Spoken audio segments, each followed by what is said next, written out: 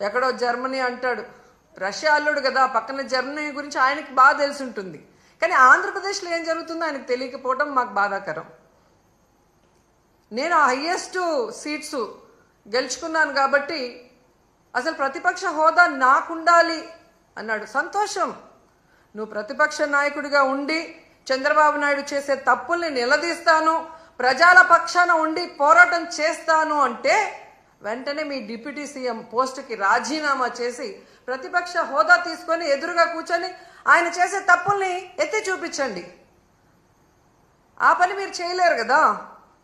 చంద్రబాబు నాయుడికి కష్టం అంటే డైవర్షన్ పాలిటిక్స్ చేస్తారు, చంద్రబాబు నాయుడు గారికి కష్టం అంటే రోడ్డు మీద పడుకుంటారు. కానీ ఈ రాష్ట్రంలో ఆడపిల్లలు రేప్ అవుతున్నా, మర్డర్ అవుతున్నా, విద్యార్థులు రోడ్ల మీదకి వచ్చి చెప్పులతో కొట్టుకుంటున్నా వాళ్ళకి జరిగిన అన్యాయానికి మీరు హాస్పిటల్ బెడ్ మీద పడుకొని ఏమీ విన్నట్టు ఉంటారు. ఎన్నికల ముందు మీ స్పీచ్లో ఆవేశంగా మీరు చెప్తుంటే నిజమని నమ్మిన వాళ్ళు ఈరోజు వాళ్ళ చెప్పులతో వాళ్ళు కొట్టుకుంటుంటే అయినా మీకు అర్థమవుతుందంటే అది కూడా అర్థం కాకుండా మళ్ళీ జగనన్నను బ్లేమ్ చేస్తున్నారు.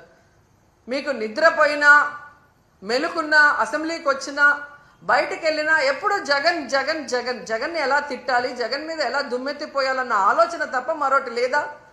9 నెలలైంది మీరు అధికారంలోకి వచ్చి. మెజారిటీ సీట్లు మీకున్నాయని గొప్పగా చెప్పుకుంటున్నప్పుడు 11 సీట్లను ఎక్కిరించే మీరు 11 సీట్లున్న జగనన్నకి ప్రతిపక్ష హోదా ఇవ్వడానికి ఎందుకు భయపడుతున్నారు?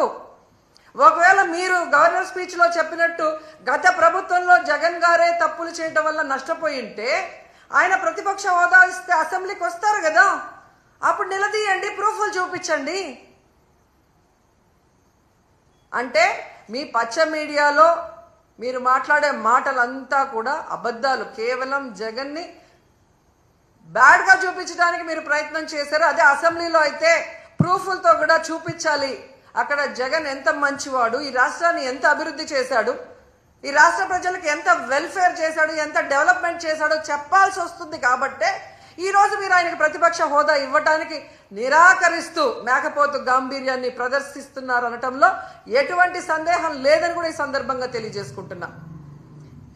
ఎందుకు ఇంత గంటాపదంగా నేను చెప్తున్నానంటే ప్రభుత్వం చేసే అవినీతిని ఎత్తి చూపించే PAC, పబ్లిక్ అకౌంట్స్ కమిటీ, ఈ దేశంలో ఏ రాష్ట్రంలో అయినా ప్రతిపక్ష ఎమ్మెల్యేకే ఆ పోస్ట్ ఇస్తారు, PACని.